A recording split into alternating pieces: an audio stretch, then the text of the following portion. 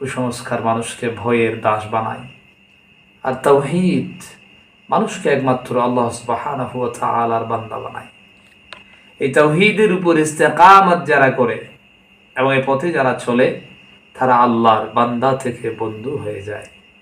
সফর মাস অন্যান্য মাসের মতোই মাস, সফর নয়, শিরকই প্রকৃত অমঙ্গল, আর তাওয়াক্কুলই প্রকৃত নিরাপত্তা। দুঃখজনকভাবে আজও অনেক মুসলিম সোসাইটিতে আমরা কুসংস্কার দেখি, প্রচলিত কিছু ভুল দেখি।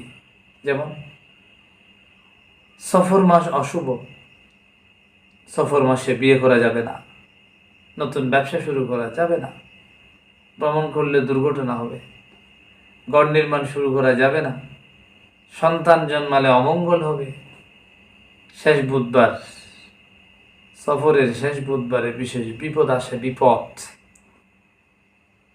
বিশেষ সালা বা বিশেষ রুটি খাবার দিলে বিপদ দূর হয়ে যায়।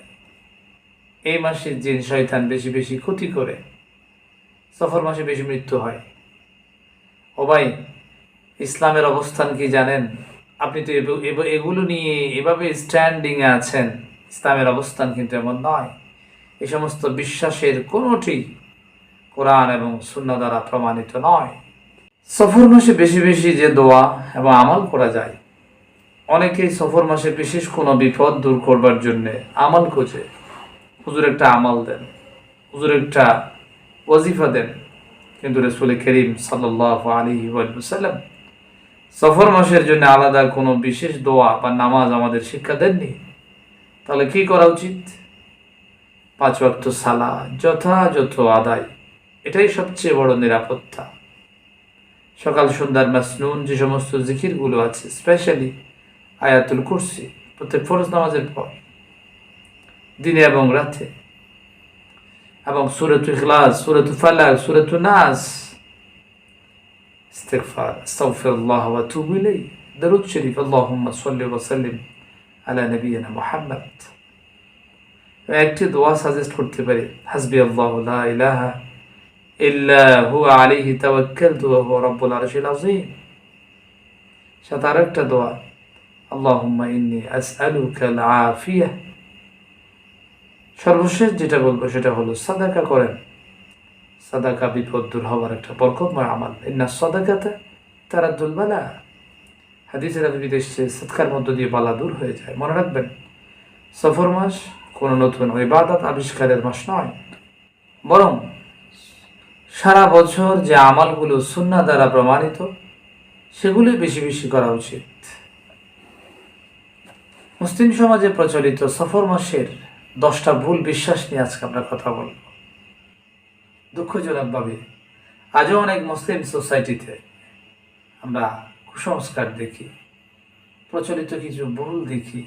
যেমন সফর মাস অশুভ, সফর মাসে বিয়ে করা যাবে না, নতুন ব্যবসা শুরু করা যাবে না, ভ্রমণ করলে দুর্ঘটনা হবে, গড় নির্মাণ শুরু করা যাবে না, সন্তান জন্মালে অমঙ্গল হবে, শেষ বুধবার, সফরের শেষ বুধবারে বিশেষ বিপদ আসে, বিপদ,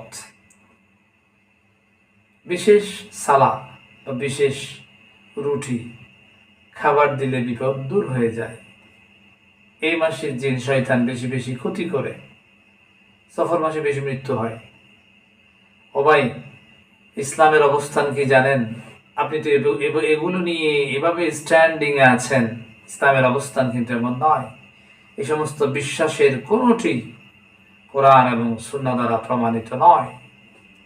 রাসূল করিম সাল্লাল্লাহু আলাইহি ওয়াসাল্লাম স্পষ্ট করে বলেছেন, লা সাফারা, সফর মাসকে অশুভ মনে করার কোনো ভিত্তি ইসলামে নেই। শিরক এবং কুসংস্কার থেকে ঈমান এবং ইসলামকে কিভাবে রক্ষা করবেন? বর্তমানে শিরক এবং কুসংস্কার নানা রূপে সমাজে ছড়িয়ে পড়েছে। একজন মুমিন কিভাবে নিজেকে সেভ করবে? নাম্বার 1, তাওহীদের সঠিক জ্ঞান অর্জন, কোরআন ও সুন্নাহ অধ্যয়ন, এটাই কেবল পারে শিরক এবং কুসংস্কার থেকে একজনকে বাঁচাতে। নাম্বার 2, আল্লাহ সুবহানাহু ওয়া তাআলার তাকদীরে বিশ্বাস, যা হবে আল্লাহর ইচ্ছাতেই হবে। আল্লাহ সুবহানাহু ওয়া তাআলার ইচ্ছার বাইরে কিচ্ছু হবে না।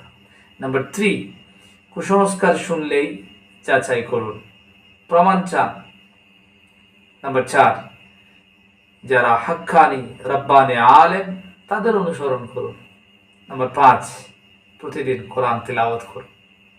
নাম্বার 6, সকাল সন্ধ্যার মাসনুন জিকিরগুলো করুন। নাম্বার 7, ইস্তেগফার, বেশি ইস্তেগফার এবং বেশি দোয়া করুন। নাম্বার 8, শিরকের সমস্ত মাধ্যম, সমস্ত মিডিয়া বর্জন করুন।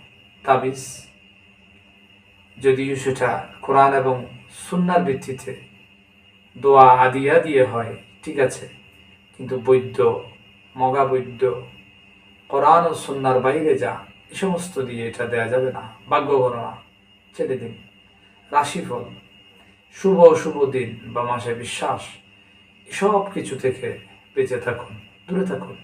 পবিত্র কোরআনুল কারীম সূরাত জুমারে আল্লাহ তাআলা বলছেন, যদি তুমি শিরক করো তবে তোমার সব আমাল অবশ্যই বিনষ্ট হয়ে যাবে। একজন মুসলিমের বিশ্বাস হবে অশুভ মাস বলে কিচ্ছু নেই, অশুভ দিন বলেও কিচ্ছু নেই। ক্ষতি উপকারের মালিক একমাত্র আল্লাহ সুবহানাহু ওয়া তাআলা।